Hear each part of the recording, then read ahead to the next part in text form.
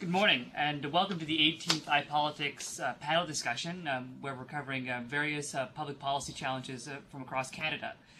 We'd like to thank the Canadian Medical Association for their support, as well as the University of Ottawa and ISI Global Webcasting. I'm James Munson with iPolitics, and I'll be today's moderator. Today's topic is a vast one, and we'll likely only be able to cover a small chunk of it. We're going to be examining the socioeconomic situation on Canada's reserves and the relation between the situation and governance. We're glad to have a panel of experts here, and I'll introduce them. On my far right is Jamie Wilson, Treaty Commissioner for the Treaty Relations Commission of Manitoba. Next to him is Robert Shepard, Associate Professor, School of Public Policy and Administration at Carleton University. And immediately to my right is Alan Moskovitz, a Social Policy Professor also at Carleton University. So thanks very much for coming, gentlemen. Glad you could take some time out of your schedules. You can find more information about our panelists by clicking on their name below the video. So the way we usually start this thing is to have each panel expert describe a little bit generally their feelings on the topic. So maybe we'll start with you, Jamie, and if you want to just give your 2 cents for a couple of minutes on what is the situation right now for reserves across the country. I know it's a big topic, and what would you highlight about the issues right now? I think there's a whole number of key issues, but I want to really focus on two. One is education, and one is natural resource revenue sharing or resource equity. Not talking because I think we're all familiar with a lot of the socioeconomic problems that are happening on reserve. Now with education, funding is a huge issue in education. The education systems on reserve are funded on average between $2,000 to $7,000 less than their provincial counterparts. So that equals higher teacher-pupil ratios, less access to curriculum documents, overcrowded schools, teachers that can't access training. So it's a huge barrier to kids getting what they need to get in order to contribute to Canada. Secondarily to that, and on top of that, there's a lack of laws governing education on reserve. And I'll use an example. This, and I may go over my 2 minutes. No, that's fine. It's fine. This is an example of the laws that govern education in Manitoba, in the public system in Manitoba. So you've got, I think 300 pages of laws that govern how many teaching days, all of that allows parents to hold their elected officials accountable. This is what governs education on reserve in Canada. So you've got 3 pages from the Indian Act that govern education. So to me, we have to get from this, maybe not necessarily all the way to this, but we have to in some way create laws to govern education on reserve. I think that's a key issue, and it's one that's been talked about at all different levels. And one of the possible ways maybe we can get there is what came out of the First Nations Crown Gathering, is having a more in-depth discussion about natural resource revenue sharing or revenue equity or resource equity. Yeah. Robert, anything? What do you see as the biggest issue when we're looking at reserves right now? Well, I know Jamie kind of glossed over some of the socioeconomic factors, but I think for the purpose of this audience, it might be useful just to highlight some of those again. And some of these are very well known, and these were repeated at the gathering as well. But you can think about management capacity on reserve being a huge issue, and this relates back to Jamie's comments on education and training. On the education front, we know that between 2001 and 2010, where this number hasn't really improved very much at all, but 35% of First Nations children are graduating from high school relative to about 55-60% for Canadians overall. Obviously, this is going to have a huge impact on the economy. Housing as well, population on reserve is growing 3 times the national average, and we're funding 1 or 2 houses a year under our funding agreements. And this is going to have a huge impact on health and well-being of communities. Think about mobility as well. more Aboriginal people are moving into urban centers.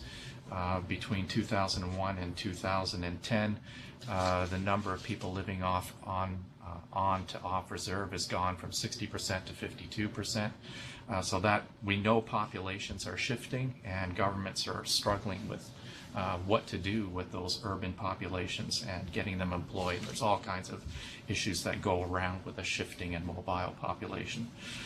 In the area of economic development, I think in two areas, we need to provide opportunities for young people to get involved in the economy. Otherwise, this is going to, again, become a major challenge, especially in those areas with very young populations on reserve. And then the other part of that is integrating First Nations populations and economies into the general economy, and we're not quite doing that very well. And I'm thinking of provinces like Saskatchewan and Manitoba especially, where there's growing economies there. And then finally, on the area of health, higher rates of substance abuse on reserves relative to the national average, teen pregnancy and suicide, again, many times the national average, and access to medical care is unlike that of other populations. On the institutional front, and I'll just back up what Jamie is saying again, the legitimacy of institutions on reserves is changing, and First Nations are becoming much more sophisticated in the arrangements between the Crown and First Nations, and our institutional arrangements have to keep pace with that. And like the document that Jamie put up on the screen, I worked quite a bit with Anishka in British Columbia. You know, that self-government agreement alone is 3 volumes with that thick, and the Indian Act is less than 3 pages on institutional arrangements. So we need to really do something on that front. Right. Alan, what would you add to the highlights of the current situation right now? Well, my interest was sparked, I guess, about 20 years ago when I was I have been closely involved in social assistance programs in an urban context, both in Ottawa and in Ontario, involved in policy development. And I was asked to try to use what I had learned about social assistance programs in application to Aboriginal people. And I did some of that work for the Royal Commission. And what struck me then and what continues to strike me now is the very high rates of dependency on welfare on reserve. This is particularly applicable in areas which are more remote. You have lower rates where you have communities that are near a labor market. So here's this is the big challenge, which is, what do you do in circumstances where you have communities that are no longer self-sustaining, but they're not yet really drawn fully into the market system? They're welfare dependent, which is the main source of income coming into the community, but they don't really have anything much to make that they can export from the community in order to create employment and be self-sustaining. So we talk about doing something about employment, but historically the primary approach by government has been to hope that people will leave the community and move to an urban area where there is employment. So the question now is are there approaches that can be taken which would allow people to continue to live where they live and actually be employed and export something from their community that would be marketable? Touching on that point, Jamie, considering the distance that many reserves are, the distance between reserves and labor markets, is that why resource revenue sharing is seen as one of the main possible generators for local wealth generation? I think so, and I think to put things in context, it's good to go back to the treaty relationship No, because a lot of what we talked about is Indian Act related, and a lot of people get confused between the Indian Act and the treaties. So that what the treaties were, they're partnerships, two groups coming together, the Crown and First Nations, saying we need to work together. With mutual obligations and mutual rights for both sides. Mutually negotiated as well. And then you have the Indian Act, which was introduced, and the Indian Act is a lot of the negativity you see. The Indian Act brought in the residential schools, the pass system, the Indian agents, all the negative repercussions we see today, a lot of that stems from the Indian Act. This administrative document we're talking about. The apprehension of Aboriginal children, especially in the 60s and 70s. Yeah, and this move towards the way forward to me is to go, so it's a step away from the Indian Act. How that's done is debatable, but to go back to this treaty relationship. So we're going back to a partnership, a mutually beneficial partnership where we're sitting as equals at the table, not as a hierarchy. Now, natural resource revenue sharing is one way to do that, and I think most Canadians would agree that if you have resources being extracted from the traditional territories of a First Nation, that the First Nations should have some share in the wealth that's generated from that. So that's really what a lot of the First Nations leadership is pushing as a potential way out of these years, and this dependency that. And the dependency is as a direct result of government policy. It's not. I mean, there's no mistake about that. Everybody understands that. It was created that way after years and years and years of effort, basically. And so, resource revenue sharing or natural resource equity is a way out of that. Working in partnership with industry, working in partnership with mining, forestry, hydro.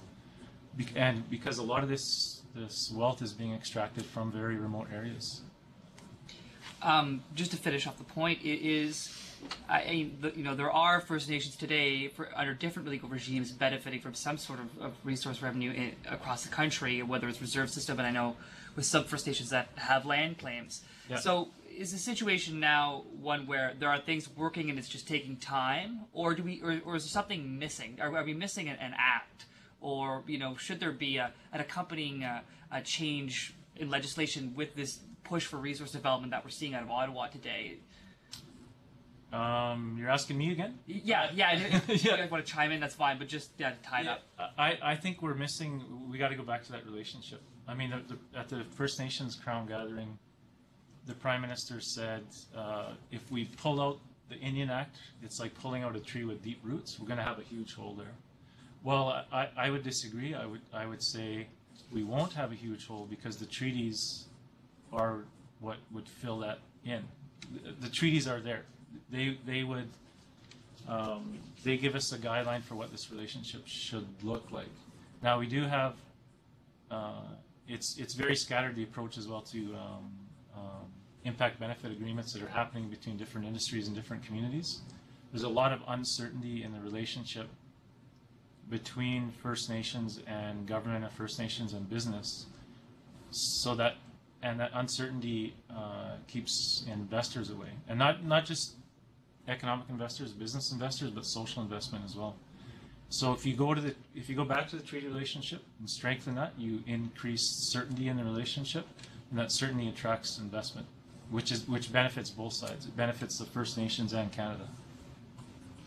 Except for those places where there are no treaties. Just most of the country. Well, and you still, in British Columbia, you still have the federal government has a legal obligation to negotiate treaties today. Right? But the other side of this, James, is that if Indian Affairs were here, and I don't want to speak for them, but they would make the argument that the treaties need to be really updated, and to breathe life into the treaties now. The Indian Act and all of its amendments to date have been a fulfillment of those treaties. There's a legitimacy argument that Jamie is pointing out. and a democratic argument, and there's a lot of truth to that argument. But just to play devil's advocate for a moment, one still has to think in very practical terms. How does one go about sharing revenue? How does one go about sharing own source revenue? How does one go about defining citizenship? How does one go about defining boundaries? How does one go about figuring out mobility rights and employment rights? And all of those things are messy. And so Indian Affairs brings some structure to that through its regimes. Whether you agree with it or not, it's what we have. And an argument would be, well, we need to build capacity on reserves to such an extent that we can have this equal relationship that Jamie is talking about. You can argue the merits of that relationship, and you can certainly argue the merits of government policy and all that, and I'm not advocating one way or another, but there are some very serious practical questions that have to be resolved. There are a lot of practical questions. Let me put the other side. Because in the area that I'm most familiar with, what happened was that the federal government was pushed into providing benefits which it did not previously provide historically. There was no application of welfare on reserve. When was this then? It was the result of, in many ways, it was the result of embarrassment related to returning First Nations soldiers after the war, when it became clear that they would not be eligible for the same kind of benefits and their families would not become eligible for the same kind of benefits. It's what led the federal government, for example, to make the family allowance available to everyone, because previously the only major piece of legislation, well, we had two pieces of legislation in the unemployment insurance, but the other one was the old age pensions. Old age pensions, 1927, had a clause in it that specifically said this does not apply to Indians within the meaning of the Indian Act. And that was the attitude of the federal government, which is that that legislation that they would pass would not apply. But they were pushed in the 1950s to extend it. So then you had the situation in into the 1960s when finally welfare was extended on reserve, and it was starting to cost a lot of money. That's when the federal government started to realize, it would be a good idea to offload this to the provinces. So the other element in here is, and I agree with you, the Indian Act provides some structure, and there's a lot of questions that would have to be answered if the Indian Act wasn't there, or if something was replacing it. But one of the issues has been this constant push and pull, the tension between the federal government and the provinces, where the federal government has been trying to divest from some, especially those responsibilities which it can claim reasonably are under the Constitution, otherwise the responsibility of the provinces. So education and social welfare and child welfare, social services, all of those areas it's been attempting to say, no, that's not our domain. Well, just to add a little bit more subtlety to the point, and I agree with everything Alan is saying, is one of the responsibility of government is to define exactly what its responsibilities are. Not to put too fine a point on it, but if they can say, listen, I don't have to pay for employment insurance, if I can find a way outside of the treaty to do that, then I'm certainly going to find a way to do that. This is why we have an Indian registry, right? Who qualifies for Indian benefits and who doesn't. This is why that system was created in the first place and managed by the federal government. What's very striking now is moves within the federal government now to extend through the First Nations Statistical Institute to have First Nations now define who is part of the register and who is not. I mean, this is a monumental shift from a governmental perspective to have that key part of the equation on who qualifies and who doesn't, moving to First Nations control and not government control. This is as significant as the shifts in the 50s to take over programs.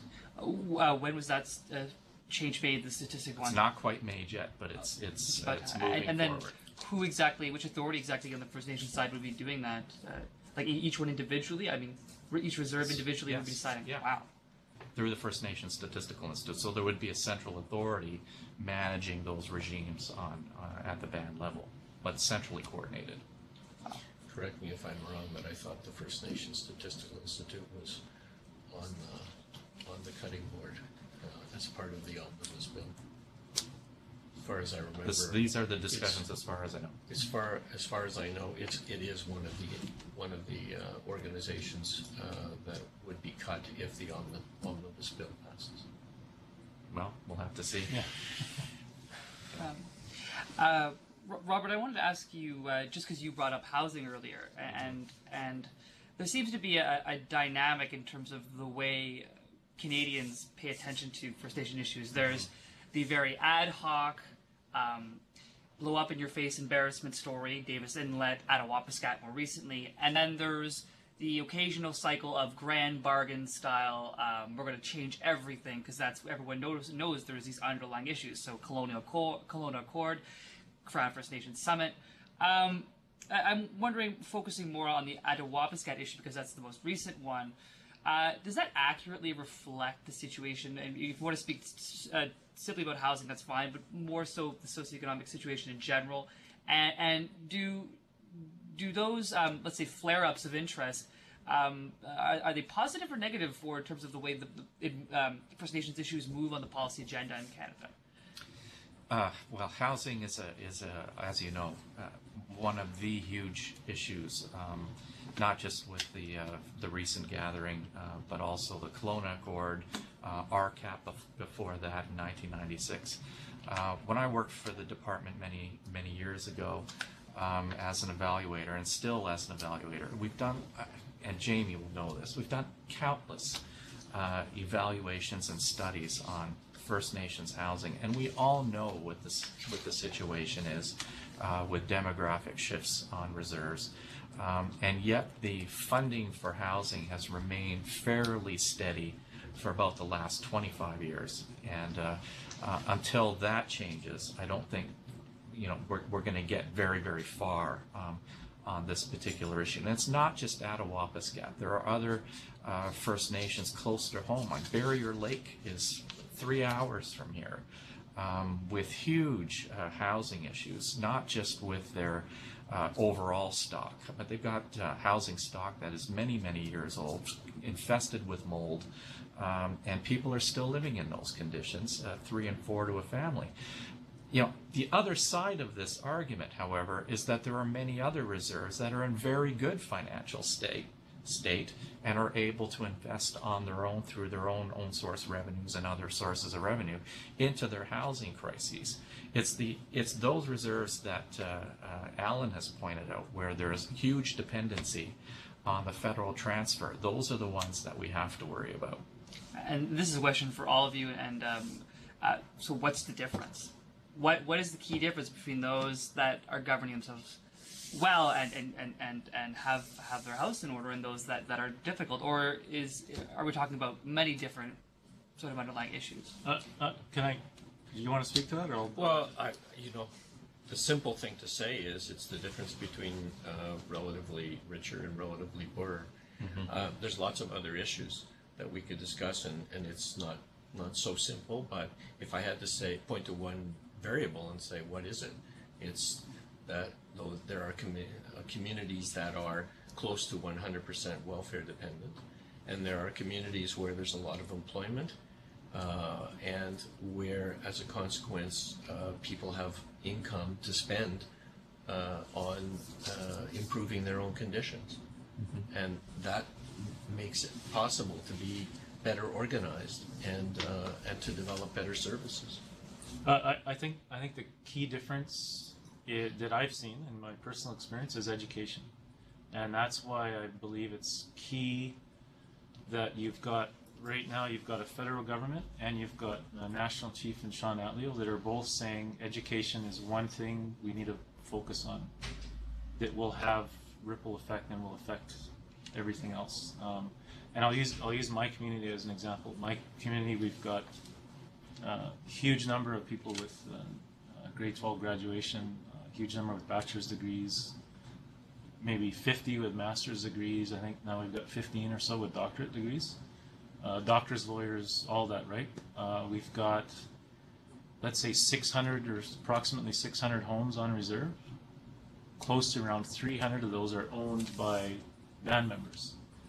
I mean, we still have a housing issue in our community, but it's not at the same extent as it is in a community like Attawapiskat. So, and to me, when I drive around my community and I see the people that have got their own mortgages, and which is very hard under the Union Act, it's really extremely difficult to own your own home. But it's that education. It allows people so many options. So that's why, to me, it's key to really focus on one solution. And to me, that one of the key solutions is education. There's also several complicating factors, and one of those complicating factors is generating one's own revenue to go hand in hand with education arrangements.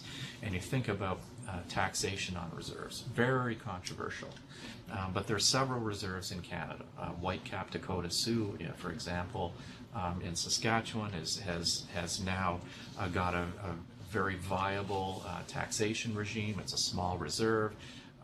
And they're able to generate wealth from within their own community on income or other on kind of VAT taxes, and that just gets thrown back into the community coffer to generate infrastructure and those kind of projects. But politically, how viable is this on many reserves? The option is there, but many reserves will say, well, I'm sorry, but we're not going to go in that direction. So you can have all the education you want, but until you start resolving some of these larger other questions, you're not going to go very far. Jamie, I wanted to just ask you another question on education, because mentioned earlier, sort of, and something I heard often before, that land claims or signing treaties is sort of a prerequisite. Solving that political issue is a prerequisite for larger economic gains and education. But I remember my experience even up in the Yukon, where many of these many First Nations had settled land claims, but still had incredibly low graduation rates. Yeah. I mean, why? I mean, could we examine a bit closer what may be causing the difficulty in communities, whether they're not sticking with school, or why? Yeah, I mean, you're talking about disadvantaged students, whether they're in the reserve system or whether they're in the public system, because frankly, the public system in Canada is doing a horrible job educating Aboriginal students across the board. So you've got the low graduation rates that you talked about are not only on reserve, that's transferable to off reserve. And if you look at all of Canada's test results in these international tests we do, PCAP and through the Canadian Council of Ministers of Education of Canada, no on-reserve students are ever included in these tests. Mm-hmm. So when we rank ourselves, third in the world, all these glories we give ourselves, we're not including any on-reserve students, who are Canada's most disadvantaged students. Part of that is, as I said, it's a funding issue. So that you're just not getting access to the curriculum you should be getting access to. Teacher ratios, support staff, all of that. Speech and language therapists, all of those different things. Part of it's cultural. We've got years and years of the after effects of residential school. So you had communities where school was used as a weapon against them. So that's a hard thing to, it's a hard thing to commit 100% to a system that previously was used as a weapon against you. So that's something that has to be dealt with. And I think a lot of First Nations communities are dealing with that, and they're saying, okay, the school can be used as a vehicle to continue our culture. We can have our own immersion programs, we can have our own cultural programs, land-based education, and those communities where they're doing that, their graduation rates are going up. Their assessment results are going up in literacy and numeracy. So there's a huge amount of hope. But again, that disadvantage is still there for First Nations students across the board. Jamie, the people you're talking about who have now high levels of qualification, are they employed? Oh yeah, yeah. absolutely. And on reserve or nearby? Both. Both. Yeah, both. So the community is near enough to a major labor market that they can be employed outside and continue to live on the reserve. Yeah, and my community is quite large, so we've got 5,000 band members. So it's the second largest employer in the region. So we have our own shopping mall, our own hotel. We have our own Tim Hortons, which is a bonus to any community in Canada. You've clearly made it. Yeah. You have your own Tim Hortons. Yeah. So I mean, so the in Ontario we'd say it would have to be a Shoppers Drug Mart, but I'm not as sure. Yeah, and we don't have a Starbucks yet. I'm pushing for that. But yeah, it's both on the reserve and outside the reserve. Right. So I think you're pointing to two really important factors that make that possible. One is the size of the community, and the other is proximity to a major labor market. And when I said earlier, I thought the fundamental issue to me is relatively richer and relatively poorer. Yeah. You still have communities that are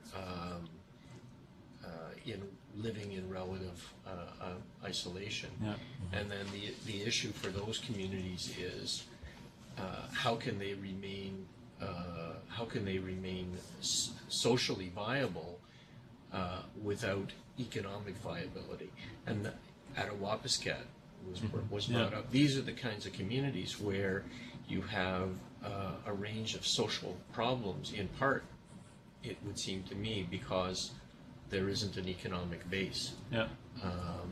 And that people are neither in the old world of being self-sufficient, nor are they in the market world of being employed or being an employer. So they're neither in one world nor the other. and I think that's a critical issue Canada has to grapple with, because I get asked all the time, why don't we just relocate all these remote communities? Why don't we just buy property outside of Winnipeg and then just move them all there? Yeah, and I think that's a sentiment that a lot of Canadians have. It's definitely not one I would share. When we have this dialogue, we're talking about all the negatives of a community, right? If you have the opportunity to go to a remote community, the connection to the land and the knowledge of the land that's held in those communities is amazing. And it would be like, I don't know, it would be like telling people in Ottawa, you'd do better if you're just outside Toronto as a suburb of Toronto. Not many Ontarians would, or not many people from Ottawa would buy into that, right? Even if there was better jobs or whatever down there, because you have a connection to the area. And in remote communities, it's a very spiritual, deep connection. But how do we get that economic viability in those communities? I think that's a huge question that we'll have to grapple with. And I think natural resource revenue or natural resource equity or revenue sharing is one way to do that. I don't know if someone has the answer. Well, can I just come back on one question of education that Jamie pointed out? And that this is, what are we measuring as a function of what we're trying to achieve? Speaking just as an evaluator for a moment, of all these reports that First Nations have to complete on education, the number one indicator of success on education is graduation rate. And this is very misleading as an indicator. What First Nations are going to do is say, all right, well, as many people as we can push through the system, we're going to do that. And we're not going to spend a lot of time worrying about quality of that education. As opposed to if you were to measure, just as a intellectual straw man for a minute, say you were going to measure attendance in school, and that was going to be far more important as an indicator. Then you have an incentive to keep that child in their seat and get parents involved in the education of that child, as opposed to worrying about just the outcome and what you're trying to achieve there. And this is something that we're going to have to grapple with just in our own measurement systems and our own reporting systems. Get the incentives right. And right now there is no measurement of success of First Nation schools. No. And to me, the key is that it has to come from the First Nation. It has to come from the communities themselves. Just the discussion you were having earlier about Attawapiskat and the whole question of should we move these communities out to closer to labor markets where they might have the success, First Nations in the southern BC or yours in Manitoba, but it sort of doesn't that point sort of speak to the importance of settling land claims and political certainty, considering that there are major economic projects very close to or adjacent to impoverished First Nations. For example, the De Beers Victor Diamond Mine isn't that far from Attawapiskat, and I guess it's Treaty 9 they're with, but there's clearly a lack of certainty for both First Nations and companies, and when we look at the push to open the Ring of Fire, and the Matawa First Nations who have taken the Canadian Environmental Assessment Agency to court or for judicial review, I mean, these are places where there are going to be major jobs. There's going to be jobs, but there remains, because there is no consensus or bargain between First Nations and provincial, federal government and the private sector, the benefits aren't flowing through. Is that accurate? I mean, I'll give you an example of natural resource development that's happening in Manitoba right now. You have a number of hydro dams that are being developed. Kiask, I can't remember the three names of them right now. Well, so you've got three dams that are being developed. Now the government has a legal responsibility to consult and accommodate with First Nations on anything that happens in traditional territories. If it affects any treaty rights, they have a duty to accommodate, it's called, right? The more it affects a treaty right, it's like a sliding scale, the more they have a duty to accommodate. So what the First Nations in northern Manitoba did is they said, okay, instead of you just giving us a bunch of money, instead of just having meetings with us and telling us about your project, and that's consulting and accommodating, we want to be part owners of this project ourselves. So they bought shares in the hydro development project. They're guaranteed a certain number of jobs and training through the hydro development projects. So to me, that's the way to go. So it's created certainty. It's created viable business partnership that's going to last as long as these hydro projects last. And as hydro, it's a huge benefit to the community. I don't know if that answers your question. no, but I think it's an important point. It's one that comes up often. The House of Commons Natural Resource Committee is doing a study of the resource sector in northern Canada, and obviously that is completely intertwined with First Nations issues. And that is a story that comes up over and over again. Is the solution is Aboriginals taking an equity stake on any project that takes place on their traditional territory, which is what happened with the Mackenzie Valley Pipeline and built the sort of political consensus there, and which probably won't happen due to other more market-based issues, but and is sort of what seems to be happening with Northern Gateway is getting First Nations to own a chunk of the pie. So I think, and there's different levels of revenue sharing, right? Right. You've got revenue sharing, which is kind of at the end. A local First Nation gets a share of the profits. Then you've got, okay, are they co-owners of the mine or the hydro project? Who's collecting the income tax from the employees? Is that income tax going to the province and the feds exclusively? Is it going to the First Nation? Who's collecting royalties? Is it strictly the government or is it the First Nation? You've got all these different levels that need to be, there needs to be a dialogue. There needs to be a dialogue opened up. Again, getting away from the Indian Act, going back to the treaties, there needs to be a dialogue about natural resource revenue equity in this, at all these levels, not just in the sharing of the profits, but in everywhere that could benefit the First Nation. Outside of the institutional arrangements, there are parts of Canada, northern Manitoba, northern Saskatchewan, where the reality is that if you're wanting to do business up there, you're going to have to engage with Aboriginal communities because they're the population and they're the future labor force. And if you want to get things done, you're going to have to deal with them. And then this to me is far more important than working through OSR and these kind of things, just from a legitimacy purpose, very practical purpose. Get on board with the demographics. I'm thinking of Prince Albert Tribal Council, for example. I mean, they're the major employer up there. right. You're a company. You're not working with a provincial government. You're working with them. They're the power broker. You mentioned not working with OSR. Could you? That stands for. Own source revenues. Okay. This is the arrangements that Jamie was talking about. Okay. Since we're near the tail end here, with sort of touch on some larger issues for a second, I was wondering if any of you could describe the expectations of First Nations across the country after the Crown First Nations Summit, and maybe how those expectations have been. What has been the impact of the budget on those expectations, considering Sean Atleo's comments 2 weeks ago or last week at the Finance Subcommittee that this budget was a continuation of the same sort of single-minded, ignorant, pig-headed sort of colonialism that has always been symptomatic of the relationship between First Nations and the rest of Canada. Are First Nations losing trust in what was built up yet, or are they still is they're still holding their breath for a breakthrough? Who wants to? You want me to? Well, I saw. I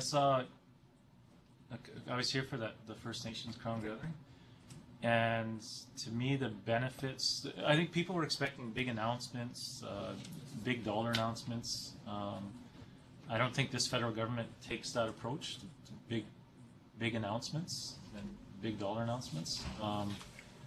I was expecting that too going into it. Afterwards, I talked to as many people as I could on the political level, bureaucratic level, chiefs. The one benefit I saw coming out of that was it started to build a human relationship. The chiefs saw the ministers, the prime minister as people, regular human beings with regular issues, and the prime minister and the ministers saw the chiefs as regular people, elected officials with constituents they have to deal with, crises in their communities they have to deal with. And to me, there needs to be a lot more of that. It opened a lot of eyes that it's not an us and them thing. There's no line where Canada stops and Aboriginal starts. We're all Canadian, right? I think there was one small announcement from education for education funding in this budget. I've been asking people about because everyone, even in the federal government, is acknowledging that there needs to be more funding for education. Now, the response I heard is, well, the system's broken. We're not going to fund a broken system. When it gets fixed, hopefully through real collaborative effort, then more funding will follow when the system gets fixed. I can be hopeful and have that expectation, and that's the model I'll take. I'll have that expectation, and if that doesn't happen, then I'll deal with that when it comes. It seems to me that the budget was an indicator of just how little things have changed. And I'm going to take a pessimistic view for a second from Jamie's point of view. The budget bill, this omnibus bill, everything, including the kitchen sink, is in there, and that's precisely the point. First Nations are in there as well, and various budget announcements with respect to First Nations programming, especially in the area of research and development, economic development programs are being defunded, which have been defunded over a long period of time. First Nations health programs also getting less money. But I think the bottom line for First Nations, despite the changes to the transfer payments policy in 2010 implementation for First Nations, is money for Aboriginal people, although are becoming much more flexible, they're not getting any more. And in fact, what the federal government's essentially saying to First Nations is, you increasingly now are going to be made responsible for everything that goes on in your reserves, and there's going to be less support for you from certainly the federal government. Don't know about the provincial governments yet, but certainly the federal government side. And how, as a Canadian, do we look at that? As a Canadian, I can go to my city hall or wherever I want for support, and what we're saying to First Nations is, sorry, you're not entitled to the same support. Go look to your band council for that. So it seems to me that if you're going to be breaking a treaty relationship, this is just one more indicator of a very unequal relationship where decisions are being made on one side without any consultation with First Nations. Alan, is that an alarming thing to have? Do you agree with that? First of all, is that an alarming thing to have, or a good thing or a bad thing to have an expectation of more independence unilaterally, but on the government's part? Well, there are costs and benefits to it.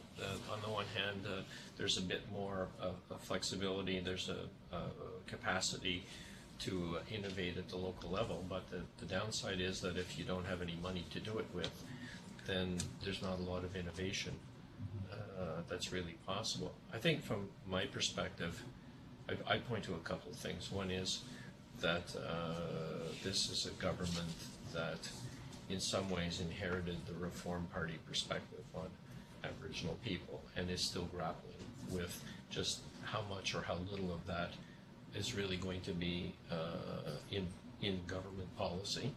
And the Reform Party perspective is not really altogether different from the 1969 White Paper. So think about that for a moment. It's divesting without any responsibility. And then the other thing that I'd point to is that the one person in the government who, it seemed to me, had some knowledge of and some respect for Aboriginal issues was Jim Prentice.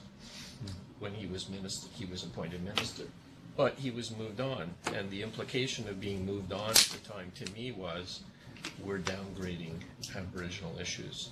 It's not important. He lost at the cabinet table, and not that much longer afterwards, he moved on out of government and into business. It was one department lower. It's an environment, so Yeah.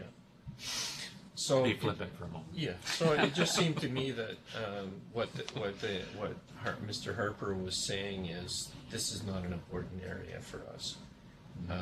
We don't accept we're not going to move on the kinds of things that Jim Prentice was bringing to the table. So what does that mean for the future? Well, probably not a lot. It probably means that Business as usual. Yeah, Aboriginal issues will be close to the bottom of the list. Not a lot will be moved on it. And if they do try to move on things, there may be some things that come out of the old Reform Party playbook. I know that, for example, privatizing land on reserve is still an issue for the government, and I wouldn't be surprised if that comes up. Is that positive? Well, it depends on your ideological perspective as to whether you think that's a positive or a negative. From my perspective, it's not a positive. Great. Well, I think that we'll take the chance now to wrap things up. It's been a fascinating hour. We've talked about the intricacies of resource revenue sharing and the myriad approaches to socioeconomic challenges, and the seeming the good and the bad of the recent relationships with the Crown First Nation and the budget. I'd like to thank our expert panel, James Wilson, Treaty Commissioner for the Treaty Relations Commission of Manitoba, Robert Shepherd, Associate Professor at the School of Public Policy and Administration at Carleton University, Alan Moskowitz, Social Policy Professor at Carleton University. Don't forget to check out what iPolitics is regularly for in-depth coverage of political issues and more info on upcoming panels. Thank you very much. We're done.